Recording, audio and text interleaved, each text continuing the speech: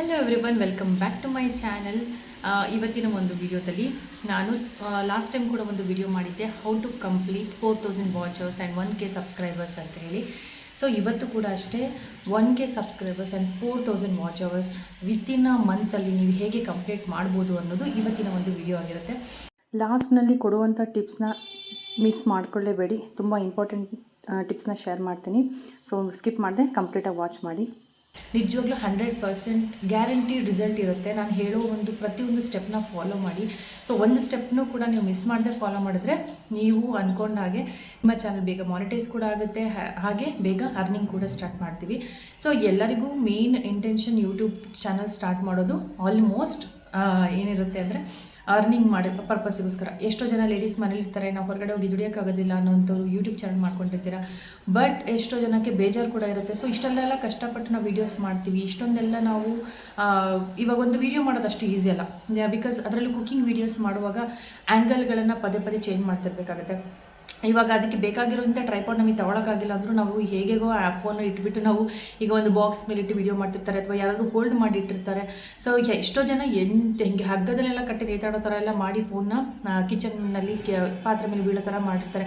Phone ಕೂಡ ಎಷ್ಟು dangerous ಆಗಿ ನಾವು ಇಟ್ಕೊಂಡು ಅವಾಗೆಲ್ಲ ಮಾಡ್ತಾ ಇರ್ತೀವಿ ವೀಡಿಯೋಸ್ನ. ಸೊ ಹಾಗೆಲ್ಲ ಇರುವಾಗ ಅಷ್ಟು ಕಷ್ಟಪಟ್ಟು ಮಾಡುವಂಥದ್ದು ಏನಿರುತ್ತೆ ಅಂತ ಅಂದರೆ, ಎಲ್ಲರಿಗೂ ಒಂದು ಅರ್ನಿಂಗ್ ಪರ್ಪಸ್, ಮನೇಲಿರ್ತೀವಿ, ಸೊ ಏನಾದರೂ ಒಂದು ಮಾಡಬೇಕು ಅನ್ನೋದು ತುಂಬ ಜನಕ್ಕೆ ಇರುತ್ತೆ. ಹೊರಗಡೆ ಹೋಗಿ ಕೆಲಸ ಮಾಡೋದಕ್ಕಾಗಲ್ಲ, ಮನಿ ರಿಕ್ವೈರ್ಮೆಂಟ್ ಇರುತ್ತೆ. ಸೊ ನಮ್ಮ ಕಾಲ ಮೇಲೆ ನಾವು ನಿಂತ್ಕೊಳ್ಬೇಕು ಅನ್ನೋದು ಇರುತ್ತೆ. ಎಲ್ಲ ಪ್ರತಿಯೊಂದೂ ಇದೇ ಇರುತ್ತೆ. ಒಬ್ಬರು ಲೇಡೀಸ್ ಅಂದರೆ ಖಾಲಿ ನಿಜವಾಗ್ಲೂ ಯಾರು ಕೂಡ ಕೂರಬಾರ್ದು.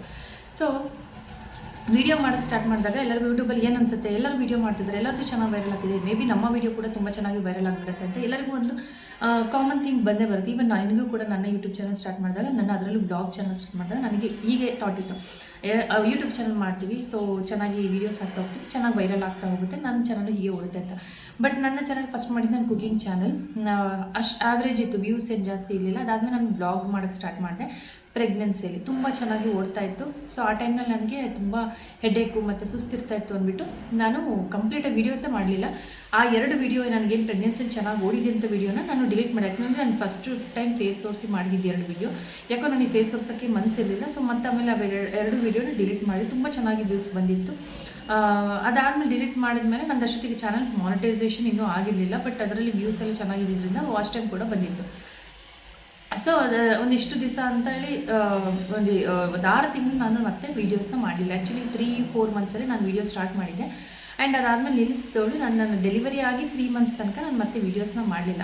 ಅದ್ರ ಮೇಲೆ ಮಾಡಿದ್ದೇನೆ ನಾನು ಬಾಯ್ ಬೇಬಿ ಸಿಮ್ಟಮ್ಸ್ ಆಗಿರ್ಬೋದು, ಇದು ಪ್ರೆಗ್ನೆನ್ಸಿ ರಿಲೇಟೆಡ್ ಮಾಡಿದೆ, ಅದು ಕೂಡ ತುಂಬ ಚೆನ್ನಾಗಿ ವ್ಯೂಸ್ ಬಂತು. ಈಗಲೂ ನಾನು ಬೇಬೀಸ್ ರಿಲೇಟೆಡ್, ಮೀನ್ಸ್ ಬಾಯ್ baby symptoms, girl baby symptoms, ಇದ್ರ ಬಗ್ಗೆ ಎಲ್ಲ ನಾನು ವೀಡಿಯೋಸ್ ಮಾಡೋಕ್ಕಿದ್ರೆ ಈಗಲೂ ಕೂಡ ತುಂಬ ಚೆನ್ನಾಗಿ ನನ್ನ ವ್ಲಾಗ್ ಚಾನಲಲ್ಲಿ ವ್ಯೂಸ್ ಇರುತ್ತೆ. ಸೊ ನಾನು ಏನು ಮಾಡಿದ ಮಿಸ್ಟೇಕ್ ಅಂತಂದರೆ, ನನ್ನ ಬ್ಲಾಗ್ ಓಡೋ ಟೈಮ್ನಲ್ಲಿ ಆವಾಗ ಬ್ಲಾಗರ್ ಕೂಡ ತುಂಬ ಜಾಸ್ತಿ ಇರಲಿಲ್ಲ, ಇದ್ದರು ಬಟ್ ತುಂಬ ಜಾಸ್ತಿ ಇರಲಿಲ್ಲ. ನನಗೆ ಗೊತ್ತಿರೋಗೆ ತುಂಬ ಕೆಲವೊಬ್ಬರು ಇದ್ದರು ಅಷ್ಟೇ. ಆಮೇಲೆ ಬರ್ತಾ ಏನಾಯಿತು ಅಂದರೆ, ಸೆಲೆಬ್ರಿಟೀಸ್ ಜಾಸ್ತಿ ಆಗ್ತಾ ಬಂದರು. ಜಾಸ್ತಿ ಕಪಲ್ ಬ್ಲಾಗ್ಸ್ನ ತುಂಬ ಇಂಟ್ರೆಸ್ಟ್ ಕೊಟ್ಟು ನೋಡೋಕೆ ಸ್ಟಾರ್ಟ್ ಮಾಡಿ. ಮತ್ತು ಶಾರ್ಟ್ಸ್ ತುಂಬ ಚೆನ್ನಾಗಿ ವೈರಲ್ ಆಗಿ ಸ್ಟಾರ್ಟ್ ಆಯಿತು. ಶಾರ್ಟ್ಸಲ್ಲಿ ಎಲ್ಲ ಕಪಲ್ಗಳದ್ದು ಆಗಲಿ, ಮಕ್ಳುಗಳದ್ದಾಗಲಿ ತುಂಬ ಕ್ರಿಯೇಟಿವ್ ಆಗಿ ಏನಾದರೂ ಅಂದರೆ ವಿತೌಟ್ ನೀವೇನು ಮಾತಾಡ್ದೇ ನೀವು ಸುಮ್ಮನೆ ನಿಮ್ಮ ಆ್ಯಕ್ಷನಲ್ಲೇ ಇದು ಅಂತ ಮೀನಿಂಗ್ ಅರ್ಥ ಆಗೋ ಥರ ತುಂಬ ವೀಡಿಯೋಸ್ಗಳನ್ನು ನೀವು ನೋಡಿರ್ತಾರೆ ಶಾರ್ಟ್ಸಲ್ಲಿ. ಸೊ ಆ ಥರ ವೀಡಿಯೋಸ್ಗಳಿಂದ ತುಂಬ ಚೆನ್ನಾಗಿ ವೈರಲ್ ಆಗಿ ಎಷ್ಟೋ ಮಿಲಿಯನ್ ಗಟ್ಟಲೆ ಇವಾಗ ವ್ಯೂಸ್ ತೊಗೊಂಡು ದುಡ್ಡೂ ಕೂಡ ಹಾಗೆ ಅರ್ನ್ ಮಾಡ್ತಿದ್ದಾರೆ. ಸೊ ಒಂದೊಂದು ಕಡೆ ಏನು ಅನಿಸುತ್ತೆ ಅಂತಂದರೆ, ಒಂದು ನಮ್ಮ ಹಾರ್ಡ್ ವರ್ಕ್, ಇನ್ನೊಂದು ನಮ್ಮ ಪ್ಯಾಷನ್ ಯಾವುದ್ರಲ್ಲಿದೆ ಅದಿರಬೇಕು. ನಾನು ಯಾವಾಗಲೂ ಹೇಳ್ತಾ ಇರ್ತೀನಿ, ಯೂಟ್ಯೂಬಲ್ಲಿ ಮಾಡೋದಕ್ಕೆ ನಾನು ಇವಾಗ ಮೇನ್ ಟಾಪಿಕಿಗೆ ಈಗ ಹೇಳ್ತಾ ಇದ್ದೀನಿ ನೋಡಿ, ವಾಚ್ ಅವರ್ಸ್ ಕಂಪ್ಲೀಟ್ ಆಗಬೇಕು ಅಂದಿದ ತಕ್ಷಣ ನಾವು ಮಾಡೋ ವೀಡಿಯೋನೇ ಕರೆಕ್ಟು ಅಂತ ಅಂದ್ಕೊಳ್ಳೋದು ತಪ್ಪಾಗುತ್ತೆ. ವೀಡಿಯೋನ ಸರ್ಚ್ ಮಾಡಬೇಕು, ಜನಗಳಿಗೆ ಯಾವ ಥರ ವೀಡಿಯೋಸ್ ನೋಡೋದ್ರಿಂದ ಯಾವ ಥರ ವೀಡಿಯೋಸ್ ಜನ ಇಷ್ಟಪಡ್ತಿದ್ದಾರೆ ಅನ್ನೋದು ನಾವು ಮುಂದೆ ಫಸ್ಟ್ ತಿಳ್ಕೊಳ್ಬೇಕು. ಟಾಪಿಕ್ಸ್ ಯಾವುದು, ರನ್ನಿಂಗ್ ಟಾಪಿಕ್ಸ್ ಯಾವುದಿದೆ ಯೂಟ್ಯೂಬ್ನಲ್ಲಿ ಅದನ್ನು ತಿಳ್ಕೊಳ್ಬೇಕು, ಅದ್ರ ರಿಲೇಟೆಡ್ ನಾವು ಮಾಡೋಕ್ಕಾಗುತ್ತೆ ಟ್ರೈ ಮಾಡಬೇಕು. ಸೊ ಮತ್ತು ಕುಕ್ಕಿಂಗೇ ನೀವು ಮಾಡ್ತಿದ್ದೀರಾ ಅಂದರೆ, ಕುಕ್ಕಿಂಗಲ್ಲಿ ಏನು ನಡೀತಾ ಇದೆ ಇವಾಗ, ಲಂಚ್ ಬಾಕ್ಸ್ ನಡೀತಾ ಇದೆ, ಇವಾಗ ಸ್ಕೂಲ್ ಸ್ಟಾರ್ಟ್ ಆಯಿತು, ಲಂಚ್ ಬಾಕ್ಸ್ ತುಂಬ ಜನ ಕೇಳ್ತಾ ಇರ್ತಾರೆ, ಅಥವಾ ವೀಕ್ಲಿ ಮೀಲ್ ಪ್ರಿಪ್ರೇಷನ್ ಹೇಗೆ ಮಾಡ್ಕೊಳ್ಳೋದು, ಸೊ ಈ ಥರದ್ದೆಲ್ಲ ಇರುತ್ತೆ. ಹಾಗೆ ನೀವು ಒಂದು ಟೈಲರಿಂಗ್ ಮಾಡ್ತಿದ್ದೀರ ಅಂದರೆ ಹೊಸ ಬಟ್ಟೆದು ಡಿಸೈನ್ಸ್ ಏನು ಬರ್ತಿದೆ ಅದನ್ನು ನೋಡ್ಕೊಳ್ಬೇಕು. ವ್ಲಾಗ್ ಮಾಡ್ತಿದ್ದೀರ ಅಂದರೆ ವ್ಲಾಗಲ್ಲಿ ಜನ ಏನು ನೋಡ್ತಾ ಇದ್ದಾರೆ, ಏನು ಮಾಡ್ತಿದ್ದಾರೆ, ಅವ್ರು ನೋಡೋವಂಥ ವ್ಲಾಗರ್ಸ್ ಯಾವ ಥರ ವೀಡಿಯೋ ಮಾಡ್ತಾ ಇದ್ದಾರೆ. ಸೊ ಇದೆಲ್ಲ ನಿಮ್ಮ ಒಂದು YT ಸ್ಟುಡಿಯೋದಲ್ಲೇ ನಿಮಗೆ ಸಿಗ್ತಾ ಹೋಗುತ್ತೆ. ನೀವು ಜನ ಯಾವ ಥರ ಸರ್ಚ್ ಮಾಡ್ತಿದ್ದಾರೆ ಅದೆಲ್ಲ ನೆಕ್ಸ್ಟ್ ಒಂದು ಬರ್ತಾ ವೀಡಿಯೋದಲ್ಲಿ ನಾನು ಹೇಳ್ತಾ ಹೋಗ್ತೀನಿ. ಸೊ ಇದಿಷ್ಟು ಜೊತೆಗೆ ನಮ್ಮ ಹಾರ್ಡ್ ವರ್ಕ್ ಕೂಡ ಇಂಪಾರ್ಟೆಂಟ್ ಆಗುತ್ತೆ. ಅಂದರೆ ನಮ್ಮ ಒಂದು ವೀಡಿಯೋ ಬಗ್ಗೆ ನಾವು ಫಸ್ಟು ರಿಸರ್ಚ್ ಮಾಡ್ಕೊಳ್ಬೇಕು, ಅದ್ರ ಬಗ್ಗೆ ನಾವು ತಿಳ್ಕೊಂಡು ಅದಾದಮೇಲೆ ಹೇಳೋದ್ರಿಂದ ಮಾತ್ರ ನಾವು ಏನು ಹೇಳ್ತಿದ್ದೀವಿ ಜನಗಳಿಗೆ ಅದು ರೀಚ್ ಆಗುತ್ತೆ. ಜೊತೆಲಿ ನನಗೆ ಅನ್ನಿಸ್ದಾಗೆ ಆವಾಗಲೇ ನಾವು ಕ್ಲಿಕ್ ಆಗೋದು ಮೀನ್ಸ್ ನಮಗೆ ಗೊತ್ತಿರಬೇಕು ಫಸ್ಟ್ ವೀಡಿಯೋ ನಾವು ಏನು ವೀಡಿಯೋ ಮಾಡ್ತಾ ಇದ್ದೀವಿ ಅದ್ರ ಬಗ್ಗೆ ನಮಗೆ ಎಷ್ಟು ನಾಲೆಜ್ ಇದೆಯಲ್ಲ ತಿಳ್ಕೊಳ್ಳದೆ ನಾವು ವೀಡಿಯೋ ಮಾಡಿದ್ರೆ ನಿಜವಾಗ್ಲೂ ಏನು ಯೂಸ್ ಇರಲ್ಲ ಅಂತ ನನಗೆ ಅನಿಸುತ್ತೆ.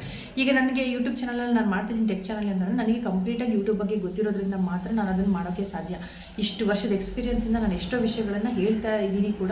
ಸೊ ಎಷ್ಟು ಜನ ಅದು ನಿಜ ಅಂತ ಒಪ್ಕೊಳ್ತಾರೆ, ಕೆಲವೊಬ್ಬರು ಅಷ್ಟೇ ನೆಗೆಟಿವ್ ಕಮೆಂಟ್ ಕೊಡ್ತಾರೆ, ಬಟ್ ಎಷ್ಟೋ ಜನಕ್ಕೆ ಅದು ಅರ್ಥ ಆಗ್ತಾ ಇದೆ. ಸೊ ನನಗೆ ಗೊತ್ತಿರೋದ್ರಿಂದ ನನಗೆ ಇದು ಈಸಿ ಅನ್ನಿಸ್ತಾ ಇದೆ. ಹಾಗೆ ಒಂದು ಫಸ್ಟ್ ಪಾಯಿಂಟ್ ಏನಂತ ಅಂದರೆ ನಾನು ಹೇಳಿದಾಗೆ ಹಾರ್ಡ್ ವರ್ಕ್ ಮಾಡಿ, ಜೊತೆಲಿ ನಿಮ್ಮ ಒಂದು ಯೂಟ್ಯೂಬ್ ಏನು ವೀಡಿಯೋ ಮಾಡಬೇಕು ಅಂದ್ಕೊಂಡಿದ್ದೀರ ಅದನ್ನು ಜನಗಳು ಯಾವ ಥರ ವೀಡಿಯೋ ನೋಡೋಕ್ಕೆ ಇಷ್ಟಪಡ್ತಿದ್ದಾರೆ, ರನ್ನಿಂಗಲ್ಲಿ ಟ್ರೆಂಡಿಂಗಲ್ಲಿ ಯಾವುದಿದೆ ಅದನ್ನು ನೋಡಿ.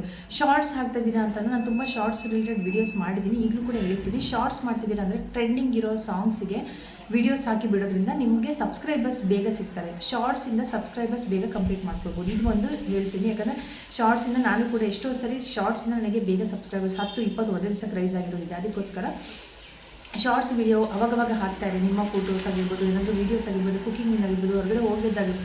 ಬಟ್ ಟ್ರೆಂಡಿಂಗ್ ಸಾಂಗ್ ಯಾವುದೇ ಅದಕ್ಕೆ ಹಾಕಿ ತಕ್ಷಣ ಅಟ್ಲೀಸ್ಟ್ 2K 3K 4K ತನಕ ಅಂತೂ ನಿಮ್ಮ ವೀಡಿಯೋಸ್ ಓಡೋದ್ರೆ ಡೌಟ್ ಇಲ್ಲ. ಜೊತೆಯಲ್ಲಿ ನಿಮಗೆ ಸಬ್ಸ್ಕ್ರೈಬರ್ಸ್ ಕೂಡ ಸಿಗ್ತಾರೆ. ಸೊ ಬಂದ್ಬಿಟ್ಟು ಏನಂತಂದರೆ ಕನ್ಸಿಸ್ಟೆನ್ಸಿ ಇಲ್ಲದೆ ನಿಜವಾಗ್ಲೂ ಏನೂ ಮಾಡೋದಕ್ಕಾಗೋದಿಲ್ಲ. ಯಾಕಂದರೆ ನನ್ನ ಓನ್ ಎಕ್ಸ್ಪೀರಿಯನ್ಸ್ ಇದೆ ಹೇಳ್ತಿದ್ದೀನಿ, ನಿಮಗೂ ಕೂಡ ಗೊತ್ತಿದೆ. ನನ್ನ ಲಾಸ್ಟ್ ಟೈಮ್ ಟೆಕ್ ಚಾನಲಲ್ಲಿ 2 ಸರಿ ನಾನು ಬ್ರೇಕ್ ಬಿತ್ತು, ಬಟ್ 2 ಸರಿ ಅಷ್ಟೊತ್ತಿಗೆ ನನ್ನ ಚಾನಲಲ್ಲಿ ಈಗಾಗಲೇ ನನಗೆ 150K ಹತ್ತಿರ ಇರ್ತಿತ್ತು ನನ್ನ ವ್ಯೂಸ್. ಆ್ಯಕ್ಚುಲಿ ನಾನು ಕನ್ಸಿಸ್ಟೆಂಟಾಗಿ ಇದ್ದಿದ್ದೆ, ಯಾಕಂದರೆ ಮತ್ತೆ ನಾನು ರೀಗೇನ್ ಮಾಡೋದಕ್ಕೆ ವ್ಯೂವರ್ಸ್ನ ನಾವು ಮತ್ತೆ ರೀಗೇನ್ ಮಾಡೋದಿದ್ರೆ ತುಂಬ ಕಷ್ಟ ಆಗುತ್ತೆ. ಯಾಕಂದರೆ ಒಂದು ಸರಿ ಅವ್ರು ನಮ್ಮ ಚಾನಲ್ ನೋಡ್ತಾ ಇರ್ತಾರೆ, ಅದೇ ಇಂಟ್ರೆಸ್ಟಿಂಗ್ ಟಾಪಿಕ್ ಅವ್ರಿಗೆ ಬೇಕಾಗಿರುತ್ತೆ, ಬಟ್ ಅಷ್ಟೊತ್ತಿಗಾಗಲೇ ನಾನು ಸ್ಟಾಪ್ ಮಾಡಿದೆ ಅಂದರೆ ಬೇರೆ ಯಾವ್ದಾದ್ರು ಒಂದು ಚಾನಲ್ಗೆ ಹೋಗ್ತಾರೆ, ಸೊ ಸ್ಕಿಪ್ ಆಗೇ ಆಗ್ತಾರೆ. ಆವಾಗ ನಮ್ಮ ಚಾನಲಲ್ಲಿ ಮತ್ತೆ ಅವ್ರನ್ನ ವಾಪಸ್ ತರೋದು ತುಂಬ ಕಷ್ಟ ಆಗುತ್ತೆ. ಇಲ್ಲ ಮತ್ತೆ ನ್ಯೂ ಸಬ್ಸ್ಕ್ರೈಬರ್ಸ್ನ ಹುಡ್ಕೋಬೇಕಾಗುತ್ತೆ. ಹೇಗೆ ಅಂತ ಅಂದರೆ ನಮ್ಮ ವೀಡಿಯೋ ಮತ್ತೆ ವೈರಲ್ ಆಗೋ ಥರ ನಾವು ಮಾಡಬೇಕು. ಸೊ ಅದು ತುಂಬ ಕಷ್ಟ ಇರುತ್ತೆ. ಒಂದು ಸರಿ ಒಂದು ಟೋನಲ್ಲಿ ಹೋಗುವಾಗ ಅದನ್ನು ಮೇಂಟೈನ್ ಮಾಡ್ಕೊಳ್ಬೇಕು. ಸೊ ಅದಕ್ಕೋಸ್ಕರ ಏನಂದರೆ ಫಸ್ಟ್ ಕನ್ಸಿಸ್ಟೆಂಟಾಗಿರಬೇಕು. ನಾನು ಮಾಡಿರೋ ಮಿಸ್ಟೇಕಿಂದಲೇ ತಿಳ್ಕೊಂಡು ನಿಮಗೆ ಹೇಳ್ತಾ ಇದ್ದೀನಿ, ಕನ್ಸಿಸ್ಟೆಂಟಾಗಿರಿ ಅಂತ ಹೇಳಿಬಿಟ್ಟು. ನೀವು ನಿಜವಾಗ್ಲೂ ಅರ್ನಿಂಗ್ ಬೇಕು, ನಿಮ್ಮ ಚಾನಲ್ ಚೆನ್ನಾಗಿ ಗ್ರೋ ಆಗಬೇಕು ಅಂದರೆ ಫಸ್ಟು ನಿಮ್ಮ ಒಂದು ಚಾನಲಲ್ಲಿ ಕನ್ಸಿಸ್ಟೆಂಟಾಗಿರಿ. ನಿಮ್ಮ ವೀಡಿಯೋಸ್ನ ಕನ್ಸಿಸ್ಟೆಂಟಾಗಿ ಮಾಡಿ, ನಿಜವಾಗ್ಲೂ ಗ್ರೋ ಆಗೋದ್ರಲ್ಲಿ ಡೌಟೇ ಇಲ್ಲ. ಸೊ ಕನ್ಸಿಸ್ಟೆಂಟಾಗಿ ಅಂದರೆ ಡೈಲಿ ವೀಡಿಯೋಸ್ ಹಾಕಬೇಕಂತ ತುಂಬ ಜನ ಕೇಳಿದ್ದೀರಾ. ಸೊ ಡೈಲಿ ವೀಡಿಯೋಸ್ ನಿಮ್ಮ ಕೈಲೇ ಹಾಕೋಕ್ಕಾಗಿಲ್ಲ ಅಂದರೆ ಮನೆಯಲ್ಲಿ ಕೆಲಸ ಇರುತ್ತೆ, ಹೊರಗಡೆ ಹೋಗೋದಿರುತ್ತೆ, ಹೊರಗಡೆ ಜಾಬ್ ಮಾಡೋದಿರ್ತೀರ. ಸೊ ಏನು ಮಾಡಬೇಕು, ವಾರದಲ್ಲಿ ಒಂದು 2-3 ವೀಡಿಯೋ ಕನ್ಸಿಸ್ಟೆಂಟಾಗಿ ಹಾಕಬೇಕು. ಒಟ್ಟು ನಿಮ್ಮದು ವೀಡಿಯೋ 2-3 ದಿವಸಕ್ಕೆ ಬರುತ್ತೆ ಅಂತ ಜನಗಳಿಗೆ ಗೊತ್ತಾಗಬೇಕು. ಎಷ್ಟೋ ಜನ ಹಾಗೆ ಕೂಡ ಮಾಡ್ತಾರೆ, ಒನ್ ಡೇ ವ್ಲಾಗ್ ಮಾಡಿದರೆ ಇನ್ನೊಂದು ದಿವಸ ಎಡಿಟಿಂಗ್ ಮಾಡ್ಕೊಂಡು 3 ದಿವಸಕ್ಕೆ ಶೂಟ್ ಅದನ್ನು ಹಾಕ್ತಾರೆ.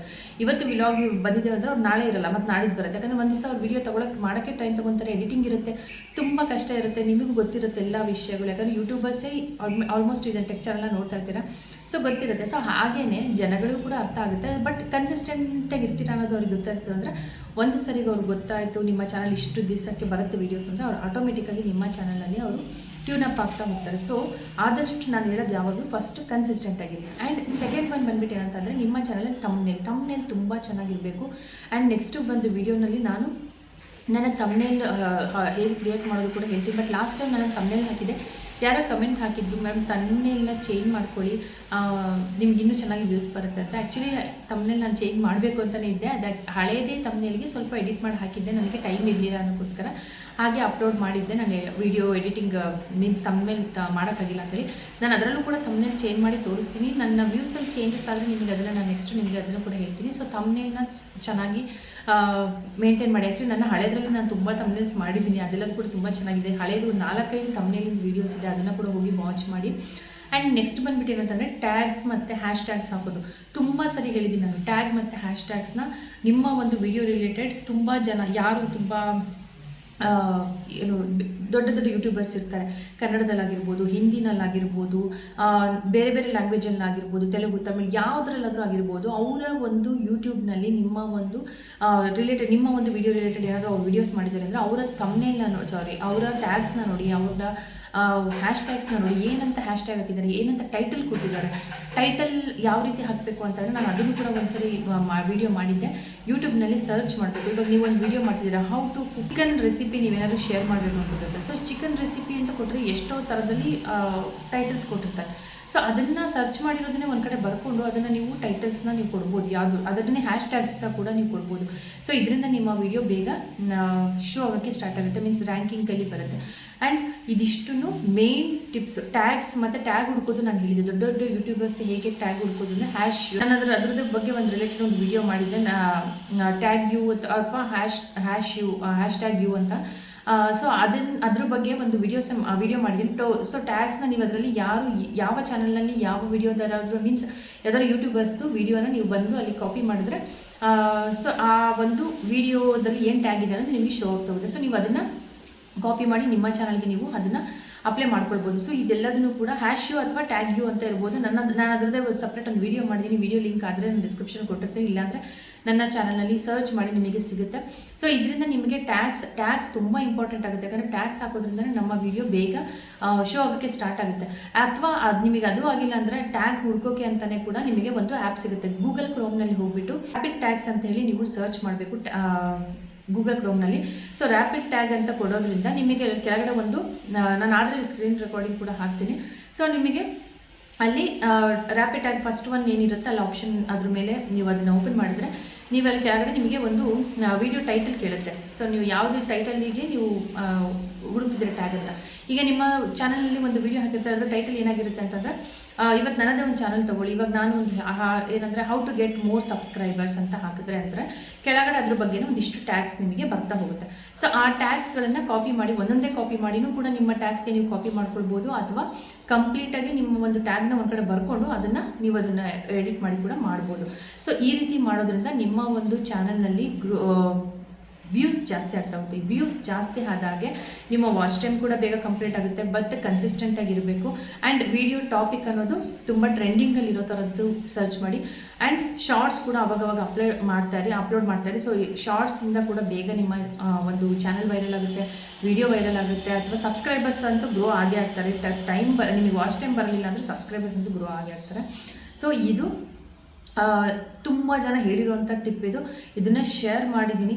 ಸೊ ಆದಷ್ಟು ಅಪ್ಲೈ ಮಾಡಿ ನೋಡಿ, ನಿಜವಾಗ್ಲೂ ನಿಮಗೆ ಚೇಂಜಸ್ ಗೊತ್ತಾಗುತ್ತೆ ಅಂತ ಹೇಳ್ತಾ ಇವತ್ತಿನ ವಿಡಿಯೋ ಇಷ್ಟ ಆಗಿದ್ದರೆ ಲೈಕ್ ಮಾಡಿ, ಶೇರ್ ಮಾಡಿ, ಸಬ್ಸ್ಕ್ರೈಬ್ ಮಾಡಿ. ನೆಕ್ಸ್ಟ್ ವಿಡಿಯೋದಲ್ಲಿ ಸಿಗ್ತೀನಿ. ಎಲ್ಲರಿಗೂ ಟೇಕ್ ಕೇರ್, ಬಾಯ್.